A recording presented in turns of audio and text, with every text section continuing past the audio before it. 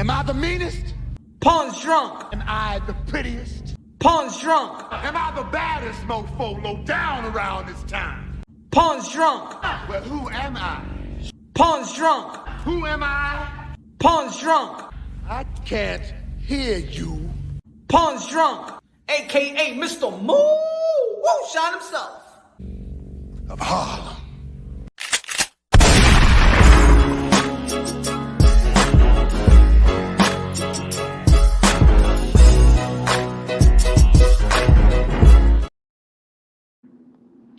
You already know this is Punch Drunk Boxing, aka Mr. Moo Shine himself, aka El Lobo, aka El Sazón, aka El Borracho, aka Café Bustelo, aka El Pastor de Boxeo. Mi gente, Happy New Year, Happy New Year. Hope everybody is sober. I know some people had little coquito, rum, tequila, wine, red wine, white wine, cocktails. Ladies and gentlemen, hope you had a great Happy New Year, festivities and parties and get-togethers with the family, significant others, the children. They back in school tomorrow. New year, new energy, new fights, new delivery, new passion. Smash that like button, ladies and gentlemen. Smash that like button. Y'all already know the high octane Punch Drunk Boxing. And shout out again, 2023 has been an epic year. Was an epic year. 2023, one of the most historic, one of the most best years historically in the sport of boxing. First and foremost, got to give a shout out to PBC, Al Heyman, TGB, Showtime for showcasing, especially the fight that the fans really wanted to see. So I understand why people say that Bud Crawford is pound when they got Bud Crawford pound for pound number one, because of course the fight that all the boxing fans was desperate for across the world was Earl the True Spence versus Bud Crawford, top welterweights, best fighting the best. That's what the fans want to brag about. That's what the fans asked for, and the fans got it. Showtime, TGB, Tom Brown, Al Heyman, Steven Espinoza delivered. We also had one of the most lucrative fights in the sport of boxing. The lucrative fight in the sport of boxing was Gervonta Tank Davis versus Ryan Garcia. We had the emerge of David Benavidez, the Mexican monster, the Ecuadorian monster, the Dominican monster, beating Caleb Plant, beating Demise Andre, undefeated Demise Andre. Great outing, great opening of 2023, great closing of 2023 for David Benavidez. People want to consider him a pound for pound. The only thing that just, tampers with him being a pound for pound is that he just didn't have no titles. But if you talk about resume, I think he had one of the best resumes, best fights of 2023. Bam Rodriguez, shout out to Bam Rodriguez, one of the phenom in the sport of boxing. 2-division world champion, beating Sonny Edwards, stopping Sonny Edwards undefeated. Came back from a broken jaw in the same year. Shit, you can't even question Bam Rodriguez' will, desire, the fighting spirit. Shout out to the people in the chat. Was good. Shout out to the members. Savage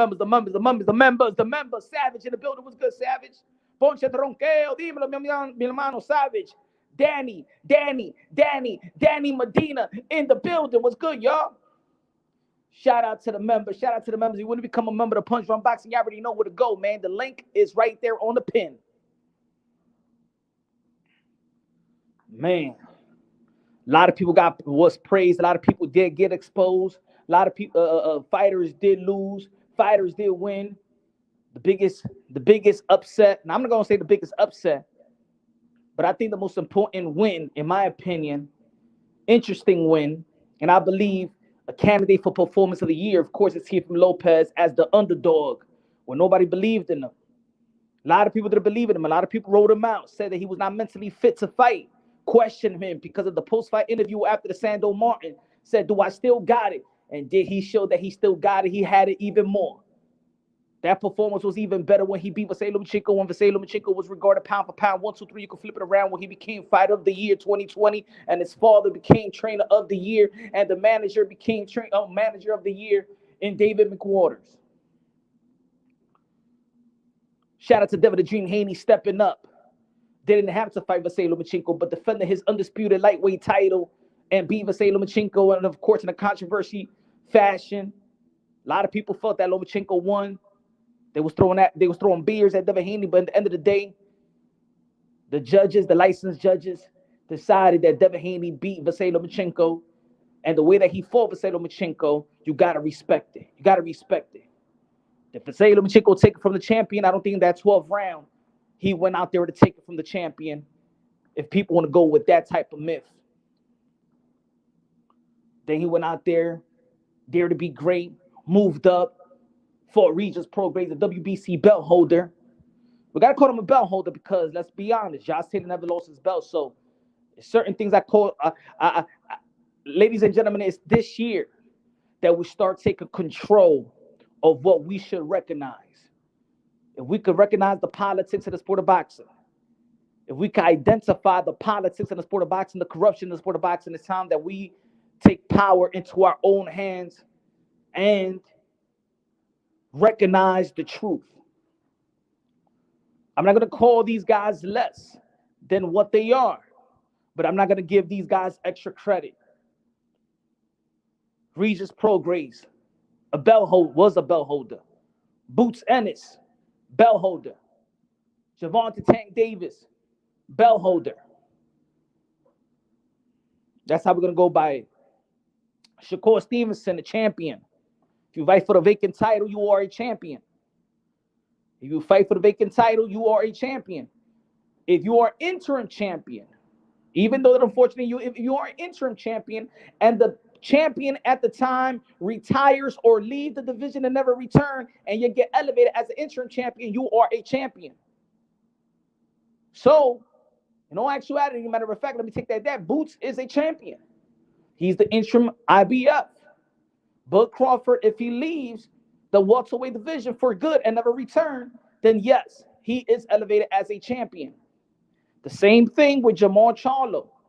A lot of people want to criticize, of course, the WBC franchise when Canelo Alvarez had it, but remember, Canelo Alvarez never returned to the 160-pound division, thus moving Jamal Charlo, elevating Jamal Charlo as an interim title holder, elevating him as a champion. That's okay. That's respectable. But yet, when the interim champion gets elevated, he still has to put weight on that belt. And that's why I said earlier in my video, I said that Boots Ennis would have to defend his title once versus a viable, a good challenging opponent. I would like to see Boots Ennis, if you're going to stay in the welterweight division for one more fight and move up to the 154, it's to fight Mario Barrios, who beat Dennis Ugas, an ex-world champion. Got to give him a lot of credit. Mario Barrios has raising up his stock, never said no to a fight, went from Tank, went from Thurman. They got the knockout out there in San Antonio, and then got the impressive, one of the most impressive victories. Maybe. A lot of people talking about that Teofimo Lopez may be comeback fighter of the year. But I think I got 3 comeback fighters of the year. If you want to put them in that category, Mario Barrios with the win, with the knockout win earlier this year, and then the win versus Ugas may be comeback fighter of the year. Also, Joseph Parker, who fought 3 times, got to give him a lot of credit. Joseph Parker fought, 4 times, may be comeback fighter of the year. Smash that like button, ladies and gentlemen. We just going back to 2023, and that's so we can move forward to 2024, so we could just jump on and let the momentum, continue.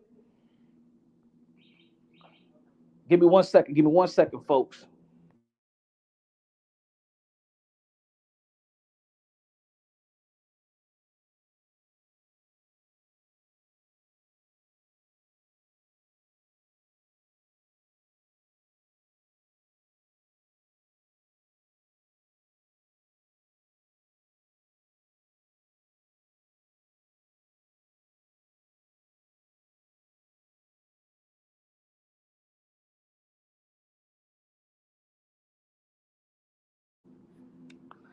Mario Barrios standing on his interim unification bout. Cool, dope. Smash that like, baby. Smash that like. Maybe I was smashing too many things last night, but keep it going.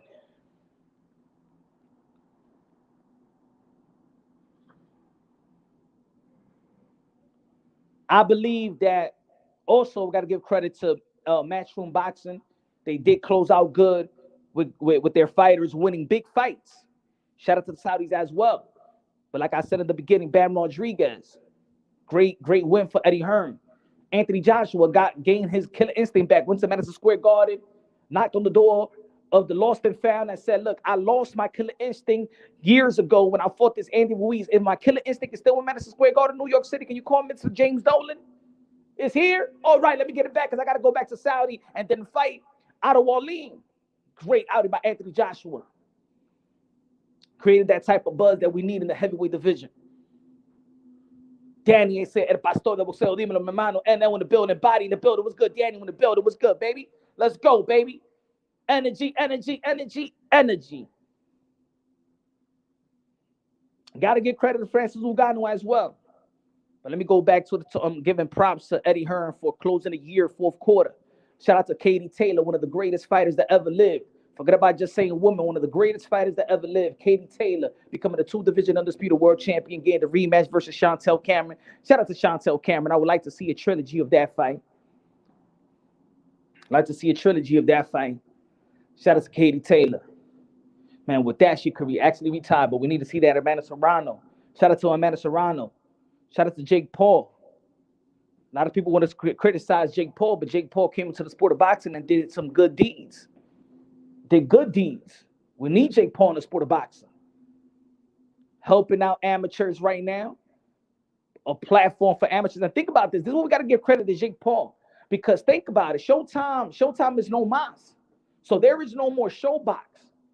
So there is no more. Where is the show that's going to showcase the young fighters coming from the amateurs? Guess what? Jake Paul got his thing going on. So we got to give credit to Jake Paul doing a good deed in the sport of boxing. But also Devin the Dream Haney doing a good deed again for Eddie Hearn, beating Regis Prograis. So you got Bam Rodriguez, Anthony Joshua, Devin Haney. Who else did a good deed for Eddie Hearn? Last quarter. Bam Rodriguez. It was Bam Rodriguez, Devin Haney, Katie Taylor, and Anthony Joshua. Yeah, 4 fighters. Closed out the year for Matchroom Boxing and started out with PBC. But let me tell you like this, 2024 is going to be an epic year. And I see that the promotional company that's going to take over, the first half of the 2024, we got to keep the momentum going. I think it's going to be Golden Boy Promotion. Shout out to Oscar De La Hoya, Bernard Hopkins, Eric Gomez. I think they're going to lead the way. We got Virgil Ortiz, one of the phenom in the welterweight division. He was the phenom. He was the guy. He was out of the young fighters in the welterweight division. He was the front runner. Virgil Ortiz got the better resume of Boots and Conor Benn. He was the front runner, but then his health came into play, and you know what I'm saying, has really stopped the momentum of Virgil Ortiz. But Virgil Ortiz is going to start off the year 2023 like he was supposed to start the year 2024. Hopefully he makes a statement in one of the most stacked divisions in the sport of boxing, 154. I said that the most lucrative division, the most stacked division was 140. But let me tell you like this, looking at the 154 landscape, that is a stacked division. And one thing about the 154-pound division is that the 154-pound division got a lot of 50-50 fights. It might not be the most lucrative division, but I'm going to tell you like this, it might be the most competitive division. It's going to give a 140-pound division a run for its money. As a matter of fact, I think the 140-pound and the 154-pound division is the glamour division. It's the reason why I want Jerome Boots Ennis to take his belt to the IBF, petition, and fight for the vacant title out there in 154 before making his defense in 147. But he should not waste his time any longer. Should not waste his time at 147. Ain't nothing 147. 147 is becoming like the middleweight division. It's becoming a ghost town. Think about the 154-pound division, folks. You got Bud Crawford moving up. Earl Spence. You got Still, Fundura, Erickson Lubin, Jesus Ramos, Tim Zhu, Conor Benn, Virgil Ortiz, Brian Castano, Danny Silva Garcia, Yo, Josh Kelly. Yo, yo. And Boost Ennis moving up. Brian Mendoza. Yo. Jamel Charlo, if he's going to stay in 154. Yo. Ladies and gentlemen, that's the most stacked. I think that Tony Harrison already, he said he's going to be moving up to the 160-pound division, so he's going to move out. But look at the 154-pound division. You got elite brand fighters, young fighters. Can you imagine Jerome Boost Ennis versus Tim Zhu? Jerome Boost Ennis versus Virgil Ortiz. Jerome Boost Ennis versus Conor Ben. Jerome Boost Ennis versus Fundura. Jerome Boost Ennis versus Erickson Lubin. Jerome Boost, woo! And you can mix and match it with anything. Tim Zhu versus Danny Garcia. Tim Zhu versus Brian Castano. Tim Zhu versus Fundura. The rematch with Erickson Lubin and Fundura. The rematch with Brian Mendoza and Fundura. Fundura Earl Spence. Man. Just like in the 140-pound division. T.O. versus Haney. T.O. versus Ramirez. T.O. versus Gary Antoine Russell. Haney versus Gary Antoine Russell. Wow. Haney versus Ryan. Ryan versus T.O. Barbosa versus Sandor Martin. Sandor Martin versus Haney. 140-pound division, but a 154-pound division? Woo! I think that Boost Ennis is wasting his time. I think Boost Ennis is wasting his time at 147 like Demetrius Andre was wasting his time at 160. He ain't going to get nothing at 147, folks. And right now, he's getting the hype right now. Jerome Boost Ennis, I believe, is 26, 27 years old. The other fighters has already gotten the jump. The same fighters that started their career at the same year already gotten the big jump. Like Haney, like T.O., like Shakur. They started in the same year. Boost Ennis, yes, just got elevated as an IBF champion, but for real, he hasn't fought for it. And he's going to be wasting his time in 147. There ain't no lucrative fights out there no more for him. He needs to set up shop at 154. And because he got the belt, it might be a blessing, ladies and gentlemen. That belt might be a blessing, just like it was a blessing for Demetrius Andre. Because with the belt, the WBO belt, yeah, he couldn't get a world title. But he put himself in position in 168. Because he was a champion in 160, he was already ranked high in the WBO. So the IBF, when people be like, oh man, but the IBF, he never earned the belt. But let me tell you like this. He could do something with that belt, but not in 147. He could set up shop. He's a champion, file the petition. There's a vacant belt in the 154-pound division. If I was Cameron Duncan, I will go to the 154-pound division, use my IBF 147 petition for the 154, fight for the vacant title, and go unification bout with Tim Zhu.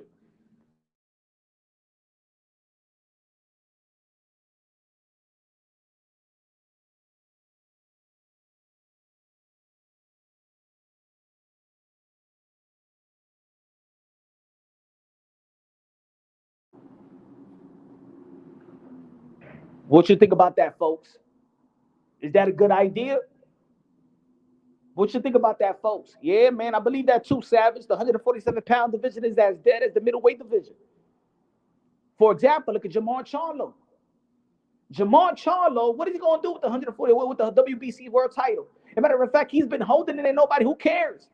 Who cares? If he wasn't holding it, who you want the WBC to hold it? Okay, you got Carlos Adames. Carlos Adames, people ain't fighting for the damn belt. Move up. Move up with that belt, the WBC. You want David Benavidez? Then petition for the belt. Now, again, I believe that Golden Boy promotion, let's talk about 2024 now. Because we could expect a lot of great things in the sport of boxing, ladies and gentlemen. We're expecting a lot of great things, a lot of great realistic potential matchups. I want to talk about realistic potential matchup. Let's put our boxing business minds together, because at the end of the day, as much as we are fans of boxing, we just want to talk about the sport of boxing. If we don't understand the business of boxing, is the reason why there's a lot of fans out there that's frustrated because we don't care about the business of boxing. But we gotta understand the business of boxing. If we ask for realistic fight and a realistic time frame, we wouldn't be frustrated as boxing fans. If y'all gonna be like, yo, we want Virgil Ortiz versus Bruce Ennis right now. Come on. We're gonna be talking about that fight. Then we're gonna be the same fan base that's gonna be like, yo, we've been asking for Bud Crawford and Earl Spence for 5 years. 5 years ago, they wasn't supposed to fight.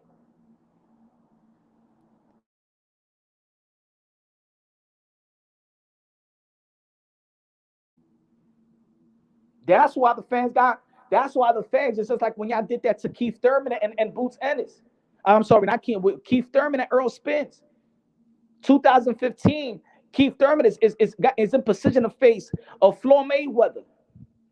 Been in position to face the champion since he became a interim champion 2013 when he beat Diego Chavez. And you guys was pumping Earl Spence when Earl Spence was not even ranked top 10, was not even ranked in the WBA. He was not even lined up to fight Earl the True Spence. So guess what the boxing world did? You shamed Thurman when Earl Spence was not even in line to fight on Thurman. Thurman just had one 8-round bout. Had 1 10th round bout. And then y'all shamed him. Because the boxing fans be asking for fights that is premature. But if we ask for good fights and respect the nature of grooming the fighter's journey in his career, we understand that these guys that can't fight the best fight and the best fight and the best, there's going to be some time. Just like Virgil Ortiz. Virgil Ortiz haven't fought in a while. Do you expect Virgil Ortiz to come out of nowhere and fight Tim Tszyu? No, you're going to give him a stay busy fight, a tune-up. And that's what he's getting right now. He got to make a statement with it. So we could say Virgil is ready to again. Yes. So shout out to Golden Boy Promotions. And then we head into Jaime Munguia versus John Ryder. Let me tell you how smart this move is, though. Because at first, when I heard it, I'm like, look at Ryder just because he won the whole 12. And that's the thing about the sport of boxing. Remember what I always say. It's not about just winning and losing, but it's how you win and how you lose. The stock of John Ryder did not fall, did not drop. Just like the stock of Pitbull Cruz did not fall, did not drop. Because everything is not about winning and losing, but it's how you win and how you lose. Hey, guys, Shakur Stevenson won his last fight, but ain't nobody talking about him becoming a 3-division world champion. They're talking about him and his performance. Oh, my God, no, I don't want to see him. No, he's boring. Oh, no, he can't beat no Tank. No, he can't beat nobody. Because you wouldn't even care what he have accomplished at the age of 25. He accomplished a 3-division world title. But it's how you win and how you lose counts as well. The same thing with Jeff Horn. No, he got robbed. Manny Pacquiao won. They didn't respect Jeff Horn. It's how you win and how you lose. They didn't respect no Tyson Fury after the Francis Ngannou. It's how you win and how you lose. Smash that like button, ladies and gentlemen. We got 27 people looking on. 2024. We're already slacking in numbers right now. Come on, y'all. Where the boxing fans at? We're talking real boxing out here. Where the damn boxing fans at? Should I call out a damn YouTuber to get some attention? Huh? So you want me to talk about another YouTuber's mother and father? Huh? Talk about his wife and kids to get some attention in this damn community when we're talking about real boxing? The fuck we need to do out here to get the damn respect and get the numbers up?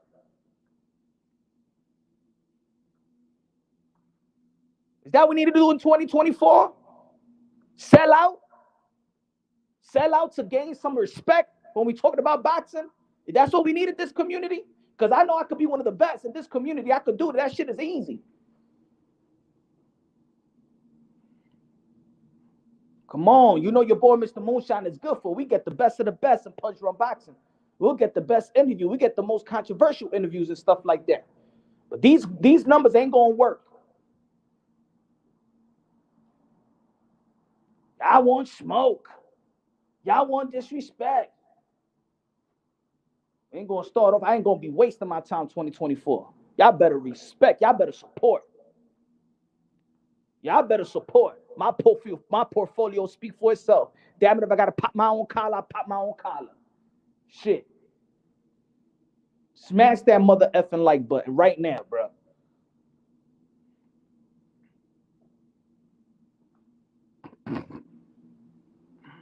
If Munguia KOs, oh, I was gonna say, Golden Boy Promotion is smart for Golden Boy Promotions.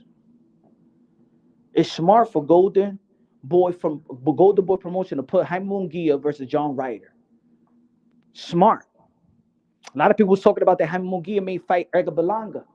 But let me tell you like this, even though that I feel like that's the most lucrative fight, Edgar Berlanga versus Jaime Munguia, you put it in the Madison Square Garden, Mexican versus Puerto Rico, come on, man. It sells on its own. Two undefeated young fighters. Two undefeated Puerto Rican, Mexican, young, undefeated, could both speak Spanish. Both speak Spanish, so both of them se pueden defender los dos. Pueden hablar mierda los dos. The promo could be good. But Golden Boy Promotion, shout out to Oscar de la Hoya, did a smart move. Because if Jaime Munguia knocks out John Ryder and do what Canelo Alvarez couldn't do. Because at the end of the day, I remember when they announced that fight, Canelo Alvarez and John Ryder, I said, what the hell Canelo Alvarez is doing? What the hell is Saul Canelo Alvarez doing? What the hell is the 4-division world champion, super middleweight undisputed, King Nelo, a.k.a. Cartelo, a.k.a. Cash Nelo, a.k.a. Payday, a.k.a. get the fuck out of here, man. What the hell is he doing picking John Ryder when he got a David Benavidez fight? We got a Jamal Charlo fight. Where he got a Demise Andre fight. Why the hell was he picking on John Ryder? And there was some fanboys that be like, come on, Punch. Stop. Punch, but he's in position to fight. But Punch, man, he beat Zach Parker, though. We ain't never want to see that fight. I said it from the beginning. It was a lose-lose situation for Canelo Alvarez. And Canelo Alvarez won a whole 12 with a guy that is not near the level of Canelo Alvarez. Man, if Canelo Alvarez is an A+ fighter, Ryder is like a D. D-, D+. I'm talking about skills for skills. Got no layers in. Already had 5 losses, but he won a whole 12. Shout out to Ryder for going a whole 12. And he did fight back. Jaime Munguia versus Sergey Derevchenko. That was, man, Sergey Derevchenko gives a lot of people a run for his money, but he always comes up short. That's his career, right? Sergey Derevchenko gives everybody a run for his money, but comes up short. Did it with Triple G, did it with Daniel Jacobs, and did it with Jaime Munguia, and did it with Jamal Charlo. They use him as like a gatekeeper. Jaime Munguia dropped him, and he won. If Jaime Munguia, one of the phenom in the middleweight division, who had just moved up 154, 160, 168 now, he is a big boy. If he knocks out John Ryder and do what Canelo Alvarez couldn't do, that the fight that we all want to see in David Benavidez and Canelo Alvarez is going to be tampered with. You know when we say that champions trump mandatories? Well, I'm going to tell you like this. This performance, if he knocks out John Ryder, is going to trump David Benavidez versus Canelo Alvarez Cinco de Mayo. And guess what? Jaime Munguia will have a selling point. And I'm going to tell you like this. The Mexican people won't be mad. See, I would have thought that, of course, there's going to be a lot of Mexican fans are going to be mad at Canelo Alvarez if he doesn't fight David Benavidez Cinco de Mayo, because it seems like there's nothing in this way. And if you would have told me just yesterday, because I started thinking about this today, but if you would have asked me yesterday, Punch, would you give Canelo Alvarez a pass if he fights Jaime Munguia and not David Benavidez? I would have said, hell no, I ain't giving no damn. No. I love Canelo Alvarez. I already know I love Canelo Alvarez. But that's it. I got to stand on my square. I ain't giving no damn pass. I ain't going to give no damn hard pass to Canelo Alvarez if he once again fights somebody else other than David Benavidez. But shit, I was thinking, as much as we want to think with emotions as the boxing fans, we have to think with our noggins. We got to think with our noggins, folks. If Jaime Munguia knocks out John Ryder The same guy, and that's why I'm bringing up the Mexican fan base, because John Ryder went a whole 12 in front of the pure Mexican, of the all Mexican fans out there in Mexico. He went a whole 12. So let me tell you like this, the Mexican people know who John Ryder is. And the Mexican people respect John Ryder because of the efforts that he put versus Canelo Alvarez. If Jaime Munguia knocks out John Ryder, then the perception is going to be, because remember, Canelo Alvarez after that didn't knock out Jamel Charlo. The perception is, well, we was talking about Canelo Alvarez before the Jamel Charlo, that Canelo Alvarez is declining. And Jaime Munguia is on the incline. And before, we would have never looked that Jaime Munguia, I'm talking about the perception. I'm not talking about reality. You already know that the world today goes by perception. And ladies and gentlemen, I'm telling you like this. Sometimes reality, perception sells more than reality in sports, in culture, in music, and even in politics. I'm saying let's put our noggins together. Let's not only think about the fans. Let's think about if you was in the business of boxing, and you promoter, you a manager. The perception of Jaime Munguia, if he knocks out John Ryder and do what the main Mexican, the pure Mexican, the Mexican hero, Canelo Alvarez couldn't do, that win will probably more significant than any other win of Jaime Munguia's career. And yes, John Ryder got 6 losses.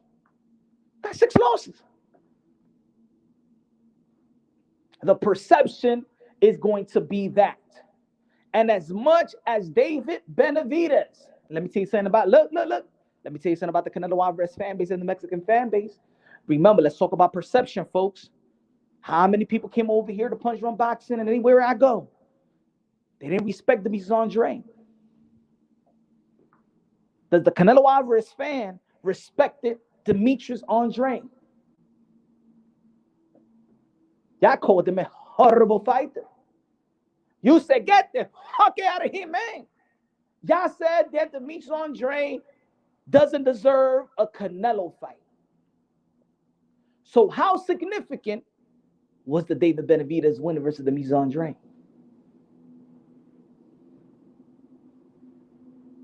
Let's put our noggins. Come on. I want to keep that same energy.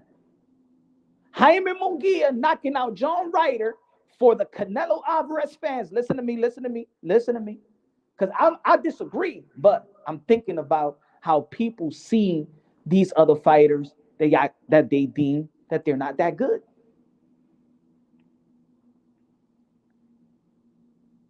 Y'all would have rather, the Canelo Alvarez fans, let's be honest, y'all rather have seen Canelo Alvarez versus John Ryder than Demetrius Andre. Am I right or wrong? Come on, man. I did a lot of videos, did a lot of lives. You guys came over here to punch run boxing. And shout out to my brother Rapstar Boxing Knowledge in this channel as well. We was talking about this fight. And most of the Canelo Alvarez fan base felt that John Ryder deserved the fight with Canelo Alvarez more than Demetrius Andre.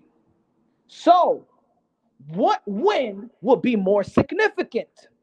David Benavidez knocking out Demetrius Andre, or Jaime Munguia knocking out John Ryder? Oh. Oh. No, let's be real. Because I'm saying that, I want to see David Benavidez and Canelo Alvarez. That's the fight. That's the primary fight in the sport of boxing. Probably the most lucrative fight in the sport of boxing. I want to see David Benavidez and Canelo. Canelo, David Benavidez, La Bandera Roja, Nelo, Cash Nelo, Cartelo, the Mexican Monster. But let's see what the real Canelo Alvarez fans really want and really respect. You guys didn't respect Demetrius Andre. So how can you respect the David Benavidez win? And how can you shame David Benavidez with Canelo Alvarez when you didn't respect Demetrius Andre? And before the Demetrius Andre fight,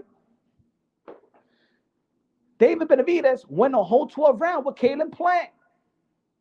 That after that fight, people even stopped calling him the Mexican Monster. And they said after that fight, well, David Benavidez would lose to Canelo Alvarez. He couldn't even knock out no Caleb Plant.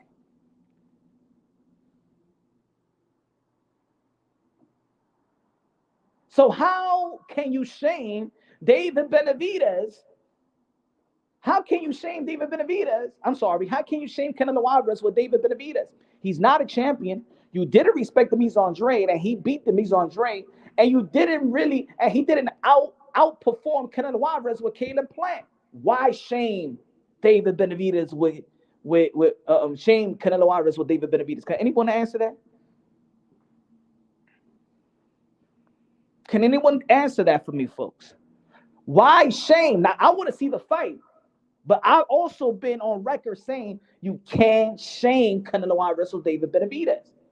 But look at how y'all disrespected Demetrius Andre. I know that win is not significant. It's significant to me because I know how good he was, but you guys, but the Canelo Alvarez and his fanboys didn't respect it. Y'all didn't respect Demetrius Andre, so how can you respect David Benavidez' win? David Benavidez didn't outperform Canelo Alvarez or Caleb Plant to gauge his performance like the way that Jaime Munguia may gauge the performance because he's going to be facing John Ryder. So you're going to gauge it with Canelo Alvarez. And that's why it's smart for Golden Boy Promotion to put Jaime Munguia in the ring with John Ryder instead of Edgar Berlanga.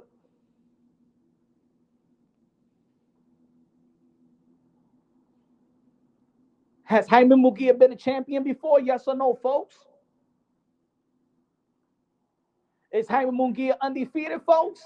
Is Jaime Munguia got a better record than David Benavidez, folks? Can you arguably say that maybe their resume is not too far apart from each other, folks? I've been thinking hard and long all day. And I say, you know what? I got to talk about this. This wasn't my plan. I didn't want to do I wasn't going to go live and talk about this, but I said, you know what? Because I really want to see David Benavidez versus Canelo Alvarez. But I start thinking, folks. Give me 1 second.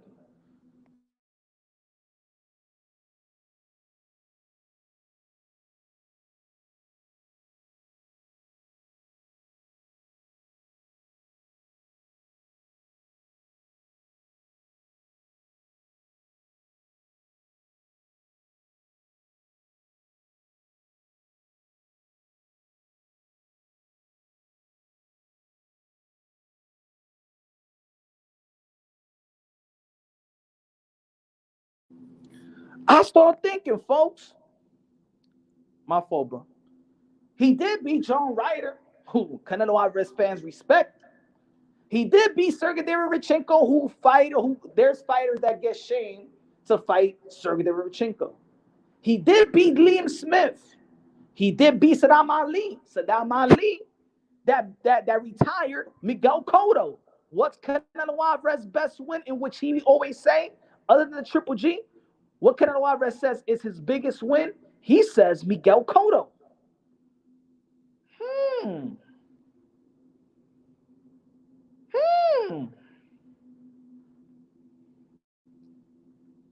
42-0, 33 KOs. Remember what I'm talking about here? When I'm talking about perception. Because at the end of the day, whether we like it or not, perception sells. Perception sells more than reality in the sport of boxing. So as much, yes, sometimes the boxing fans has to mind fuck themselves. Sometimes. It's unfortunate. But perception sells in boxing. That's how promoters sell the fights. Look at Eddie Hearn. Eddie Hearn is downplaying Deontay Wilder versus Anthony Joshua. Even if they fight, it'll still be a lucrative fight. But he's downplaying it. Nah. Nobody want to see that. Nobody want to see that. Nah. Nobody want to see that. The perception that Deontay Wilder is done. But in the end of the day, that will still be a lucrative fight, right? The perception of Jaime Munguia knocking out John Ryder and Canelo Alvarez not knocking out John Ryder. I don't remember the last time Canelo Alvarez knocked out anybody. Did it knock out Jamal Charlo? Did it knock out John Ryder that was supposed to? Did it knock out Dimitri Bivol? Did it knock out the old Triple G? Last time he stopped somebody was Caleb Plant. That David Benavidez couldn't stop.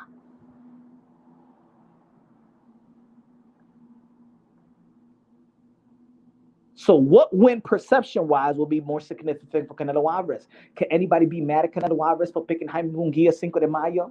He's undefeated fighter. He fought champion as well.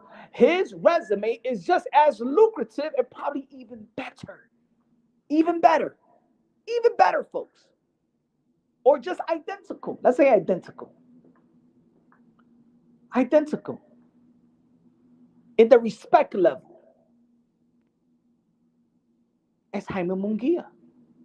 And to be honest, I never looked at it like that. Because sometimes when we want to fight so much, we push everything aside. I want David Benavidez versus Canelo Alvarez so much, folks, that I'm willing to put Jaime Munguia aside. If somebody say Jaime Munguia and Canelo Alvarez, I said no. Canelo Alvarez and Charlo, no. Canelo versus Dimitri Bivol, no. Viterbi, no. I want David Benavidez. But in all reality, I'm looking at David Benavidez and I'm looking at Jaime Munguia and I'm looking at their age and I'm looking at what they have done.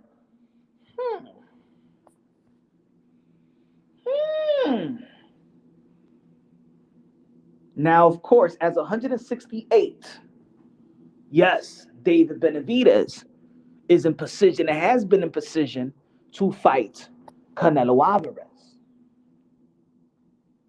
He's worked his way back up just like any citizens of America that fucked up, worked his way back up into the as a civilized man in the community.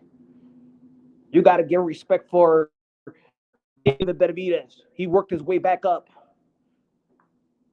He was a menace to society when it comes to the sport of boxing, in the realms of boxing, and he's worked his way back up to a nice, civilized citizen, and he deserves his right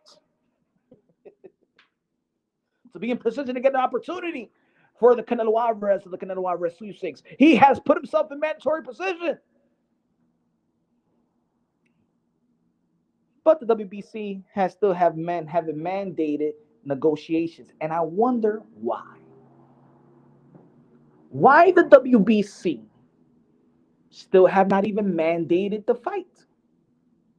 Why hasn't the WBC mandated a negotiation period?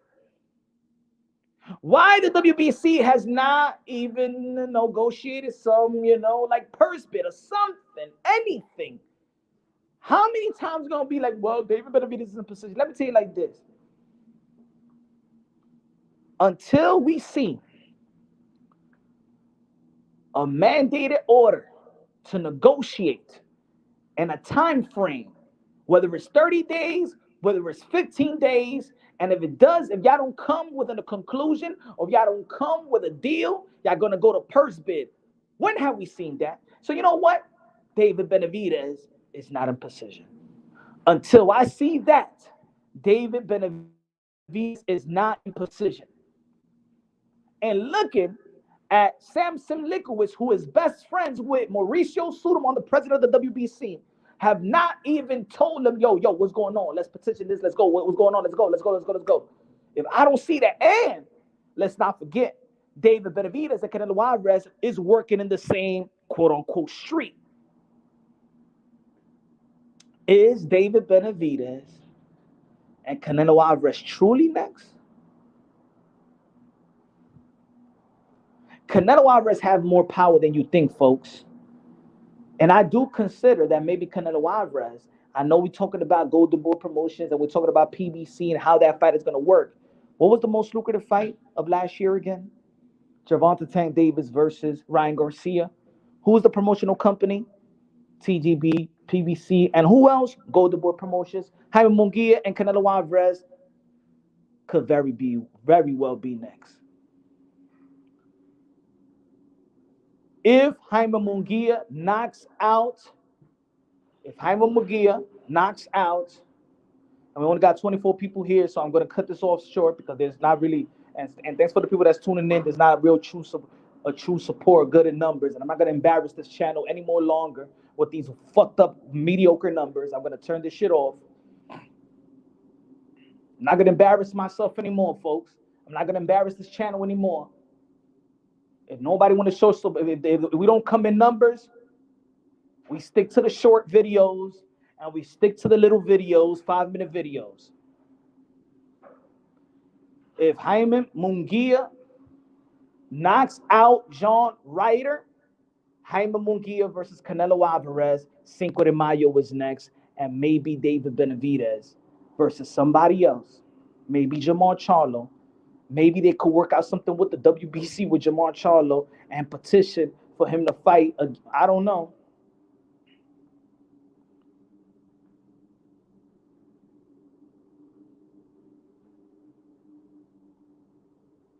But that's what I see. That would be a good job by Golden Boy Promotions. That would be a good job by Al Heyman PBC and an Amazon Prime fight. Jaime Munguia, Canelo Alvarez could very well happen in the same place that John Ryder fought Canelo Alvarez. But this is a Las Vegas fight. And I think that win, a knockout, and I'm talking about spectacular knockout. If it is a spectacular knockout, that perception, I'm going to tell you like this, it's going to be a stock that's going to rise so high that Canelo Alvarez, because of the skill set of Canelo, of Jaime and Benavidez, well, I think Benavidez got, in my opinion, way more skill set than Jaime Munguia. But Jaime Munguia is not as big as David Benavidez, but the fight could be just as lucrative with a knockout performance of John Ryder. Now, folks, I'm back tomorrow. If y'all want to share the live, share the channel. We're turning every live. If this shit don't pump up to the hundreds, we're not going to go live for long. So if y'all want to support the channel, y'all share the channel on your social media platform. Do it on Instagram, Facebook, Twitter. We out of here tonight, tomorrow. We try again. 2024. I'm not wasting my time with the lackluster support. I'm out of here.